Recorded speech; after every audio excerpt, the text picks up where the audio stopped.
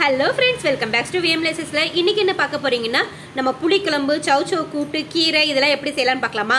First புளிக்குழம்புக்கு துவரம் பருப்பு, கடுகுளுந்த பருப்பு, அரிசி, ஜீரகம், மல்லி இதெல்லாம் எடுத்து வச்சுக்கோங்க. கருவேப்பிலை, பொடி உளி ஒரு குத்து, பூண்டு தேவைக்கேற்ப எல்லாமே எடுத்து வச்சாச்சு. ஸோ ஃபர்ஸ்ட் ஆஃப் ஆல் நம்ம எண்ணெய் ஊற்றி மிளகாத்தல் தேவைக்கேற்ப, அதுக்கப்புறம் எண்ணெய் ஊற்றிக்கோங்க. நல்லெண்ணெய் ஊற்றுங்க, கொஞ்சம் டேஸ்ட் அல்டிமேட்டடாக இருக்கும். நல்லெண்ணெய் ஊற்றி நம்ம எடுத்து வச்சுருக்கோம்ல, கடுகுளுந்த பருப்பு, துவரம் பருப்பு, ஜீரகம், மிளகு 4 மிளகு எடுங்க, எக்ஸ்ட்ரா எடுத்துடாதீங்க, ரொம்ப காட்டமாக இருக்கும். 4 மிளகு போதும். அது எல்லாமே எண்ணெயில் போட்டு நல்லா வதக்குங்க. கூடையே கருவேப்பிலை அதையும் போட்டு நல்லா வதக்குங்க. வதக்குனதுக்கப்புறம் மிளகாத்தூள் இருக்குங்களா, மிளகாத்தூளை போட்டு நல்லா வதக்குங்க.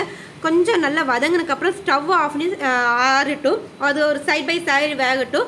அதுக்கப்புறம் பார்த்தீங்கன்னா நம்ம மசாலா ரெடி பண்ணணும். இதுக்கு அரைக்கிறதுக்கு சைடில் பார்த்தீங்கன்னா சௌச்சௌ கூட்டு வேக வச்சுருக்கிறேன்.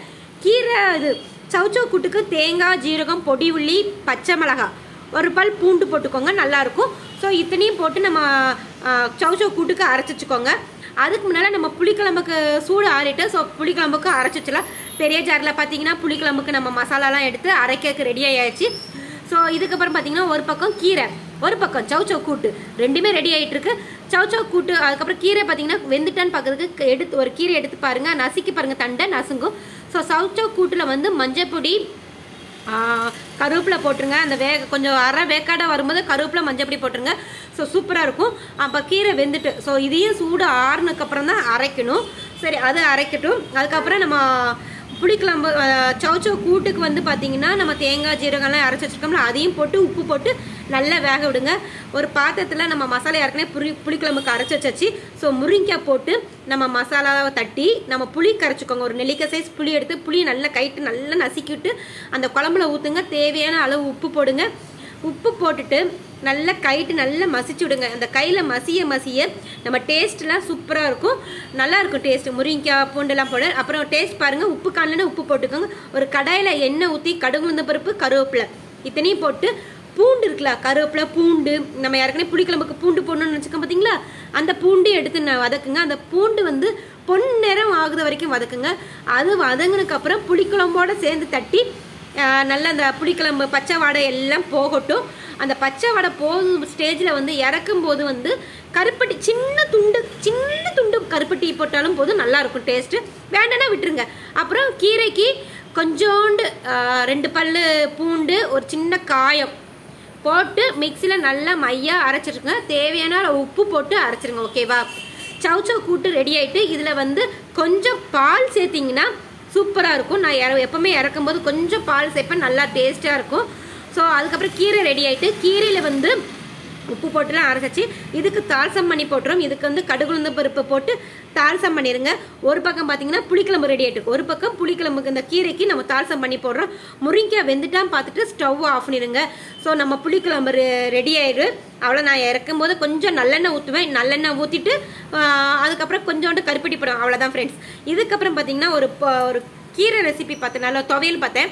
கொத்தமல்லி, கருவேப்பிலை, முருங்கலை இது 3ஐயும் போட்டு அது கூடயே நம்ம எண்ணெய் ஊற்றி கடுகுளுந்த பருப்பு, ஜீரகம், மல்லி, வெந்தயம், இது லைட்டாக வெந்தயம் அதை நல்லா கொஞ்சம் வதக்கிடுங்க. அதை வதக்கி தனியாக வச்சுருங்க. ஸோ இதுக்கப்புறம் நம்ம இதில் கருவேப்பிலை, முருங்கலை இதெல்லாம் போட்டு மிளகாத்தூள் போட்டு நல்லா வதக்கிடுங்க. எண்ணெய் ஊற்றி நல்லா வதக்கிடுங்க. அது ஏற்கனவே நம்ம பவுடர் ஆக்கி அரைச்சி வச்சுருக்குறோம். எதை நம்ம ஜீரகம், கடுகுளுந்த பருப்பு, வெந்தயம், மல்லி இதெல்லாம் அரைச்சி வச்சுருக்கோமா, இதோட கொஞ்சம் புளி போட்டு வதக்கிடுங்க. இப்போ மிக்சி ஜாரில் பார்த்தீங்கன்னா நம்ம ஏற்கனவே பவுடர் பண்ணி வச்சுருக்கோம் பார்த்தீங்களா, இந்த பாருங்கள் தெரியுதா? இந்த பவுடர் பண்ணியிருக்கதோட இதையும் சேர்த்து நல்லா மையாக அரைச்சிடுங்க. மையாக அரைச்சதை ஒரு கடாயில் மாதிரி எண்ணெய் ஊற்றி கடுகுளுந்த பருப்பு போட்டு மறுபடியும் இதில் ஏற்கனவே உப்பு சேர்த்துக்கோங்க. உப்பு சேர்த்து தண்ணி விட்டு நல்லா மையாக அரைச்சிக்கோங்க. எண்ணெய் ஊற்றி கடுகுளுந்த பருப்பு போட்டு அதுக்கப்புறம் கொஞ்சோண்டு ஒரு 4-5 பல் பூண்டு எடுத்து குட்டி குட்டியாக நறுக்கி அதை நல்லா வதக்குங்க. இது வதக்குனதுக்கப்புறம் நம்ம அரைச்சி வச்சுருக்கோம் பார்த்தீங்களா, கொத்தமல்லி, கருவேப்பிலை, முருங்கலை இதையும் போட்டு அதில் அரைச்சி நம்ம விழுதெல்லாம் போட்டு மல்லி, வெந்தயம் எல்லாம் போட்டு அரைச்சி வச்சுருக்கோம் பார்த்தீங்களா, இதெல்லாம் போட்டு நான் எண்ணெய் பிரிஞ்ச வரைக்கும் வதக்குங்க. ஸோ நம்மளோட துவையல் ரெடி ஆகிட்டு, இது சோத்துக்கு வச்சு சாப்பிட்டா செம்ம டேஸ்டியாக இருந்தது. அந்த கடாயில் சோறு போட்டு சாப்பிட்ற ருசி இருக்குது பாருங்கள், அடடா என்ன ருசி! அந்த கடாயில் அப்படியே உருட்டி சாப்பிட்றதுக்கு அழகு இருக்குது பாருங்க.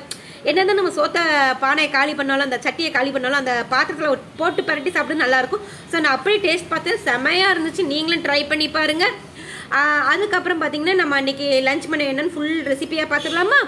என்னென்னு பார்த்தீங்கன்னா ஒயிட் ரைஸு, அதுக்கப்புறம் புளிக்குழம்பு, முருங்கைக்காய் பூண்டு போட்டு புளிக்குழம்பு, அதுக்கப்புறம் கீரை கடையல், அதுக்கப்புறம் சவுச்சோ கூட்டு, மல்லி துவையல். மல்லி மீன்ஸ் மல்லி இல்லை, முருங்கலை, மல்லி, கருவேப்பிலை போட்டு துவையல். ஸோ இதுதான் என் ரெசிபி. பாய்.